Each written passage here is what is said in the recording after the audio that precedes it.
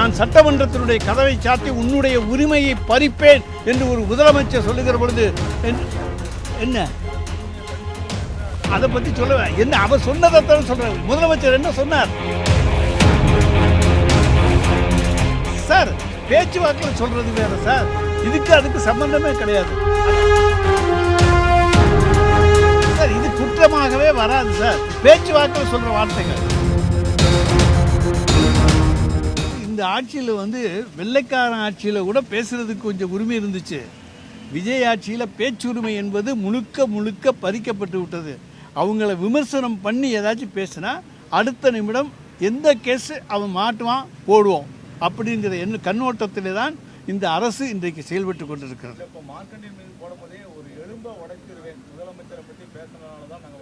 அந்த நீங்கள் நல்லா யோசிங்க, எந்த சம்பவம், அதாவது அதுதான் சொல்கிறேங்க. ஒரு நிமிஷம் கேளுங்க. அதாவது ஒரு சம்பவம், நான் இங்கே இருக்கேன், நான் உங்களை நேருக்கு நேராக உன்னை வெட்டி விடுவேன் அப்படின்னு சொன்னால் அது மிரட்டல். ஆனால் நான் சட்டமன்றத்தினுடைய கதவை சாத்தி உன்னுடைய உரிமையை பறிப்பேன் என்று ஒரு முதலமைச்சர் சொல்லுகிற பொழுது என்ன அதை பற்றி சொல்ல என்ன அவர் சொன்னதைத்தான் சொல்கிறார். முதலமைச்சர் என்ன சொன்னார்? சட்டமன்றத்தினுடைய கதவுகளை மூடுவோம், சட்டமன்ற உறுப்பினர் சிறை வைக்கிறதுக்கு நாங்கள் போயிருக்கோங்க, சட்டமன்றத்தில் எங்களை ஜெயிலில் அடைக்கிற போல் அடைக்க போகிறீங்களா சார்? பேச்சுவாக்கில் சொல்கிறது வேறு சார், இதுக்கு அதுக்கு சம்பந்தமே கிடையாது. அந்த சம்பவம் நடந்துச்சா, ஏதாச்சும் ஆயுதங்கள் வச்சுருந்தாரா அல்லது நேருக்கு நேராக சொன்னாரா? ஒன்றும் கிடையாது. அவர் ஒரு கூட்டத்தில் சொல்கிறார். ஏங்க, ஒரு முதலமைச்சர் சட்டமன்றத்தினுடைய கதவை சாத்திரன்னு சொல்கிறது நியாயம், அது உரிமை மீறல் கிடையாது. ஆனால் அதையெல்லாம் நீங்கள் ஏற்றுக்க மாட்டீங்க. ஆனால் நான் எலும்பை முறிப்பேன்னு சொன்னது மட்டும் குற்றமாக உங்களுக்கு போகுதா? யாரா இருந்தாலும் சட்டமன்றத்தை கதவை பூட்டுறதுக்கு யாருங்க உரிமை இருக்கு? சட்டமன்றத்தை பூட்ட முடியுமா சார்? இது குற்றமாகவே வராது சார், பேச்சுவாக்கில் சொல்ற வார்த்தைகள். இது எங்கேயோ பேசுறாரு அவர் எங்கேயோ இருக்காரு. நேருக்கு நேராக பேசக்கூடிய சம்பவம் இல்லை. எந்த விதமான ஆயுதங்கள் அவர் கையில் கிடையாது. மேடையில் பேசுகிற போது சாத்துனா அதைத்தானே அவர் சொல்கிறார். சட்டமன்றத்தினுடைய கதவை சாத்துவேன் என்று சொல்கிறார். சாத்திப்பார், சாத்தி பார்த்தா சாத்தினா தானே சொல்கிறோம். அதை தாங்க சொல்கிறோம். எங்களுக்கு நிறைய நீதிபதிகள் அட்வைஸ் பண்ணிக்கிட்டு இருக்காங்க. நாங்கள் என்ன நடக்குது அப்போ ஒரு முதலமைச்சர் சட்டமன்றத்தை சாத்துவேன்னு சொல்கிறது சரின்னு நீதிபதி ஏற்றுக்கிறாரு.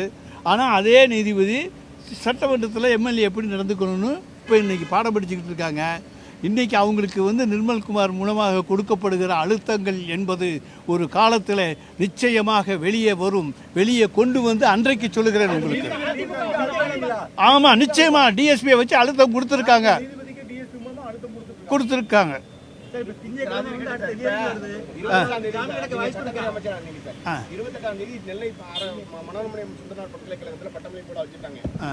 தமிழ்தாய் வாழ்த்த பாடின மனோன்மணியம் சுந்தரனார் பேர்ல இருக்க பல்கலைக்கழகத்திலே தமிழ்தாய் வாழ்த்த 3வது பாட போறேன் அப்படின்னு சொல்லிட்டு துணைவேந்தர் நேரத்துக்கு அழுத்தம் திட்டமா சொல்லிட்டாரு. அது ராஜ்பவனுடைய அழுத்தம் அப்படிங்கிறாரு. அதை பத்தி நீங்க என்ன நினைக்கிறீங்க? அதாவது ஒண்ணு சொல்லுங்க, இவங்க பிஜேபியினுடைய ஸ்லீப்பர் செல். பிஜேபி என்ன சொல்லுதோ அதை மீறி செய்ய மாட்டாங்க. அவங்களுக்கு செய்யறதுக்குண்டான தைரியம் கிடையாது. தமிழ்நாட்டில் பிஜேபியை எதிர்த்து அரசியல் செய்யக்கூடிய ஒரே இயக்கம் திமுக மட்டும்தான். மற்றவங்க யாருக்கும் அந்த தைரியம் கிடையாது. எதுவும் சொல்லி மிரட்டுனா நம்மளுக்கு எதுவும் போயிடுமோன்னு நினச்சிக்கிட்டு, வர வேண்டிய பணம் வராமல் போயிடுமோன்னு நினச்சிக்கிட்டு எல்லாத்துக்கும் ஆமாஞ்சாமி போடுறாங்க. மத்திய அரசுக்கு ஆமாஞ்சாமி போடுவார்கள். ஆனால் தமிழ்நாட்டில் இருக்கக்கூடிய மக்களுக்கு அவங்க பட்டணம் வந்தால் போடுவாங்க. பிளே ஸ்டோர் மற்றும் ஆப் ஸ்டோரில் இருந்து பாலிமர் செயலியை QR கோடு மூலம் பதிவிறக்கம் செய்யுங்கள். செய்திகளை உடனுக்குடன் பெறுங்கள்.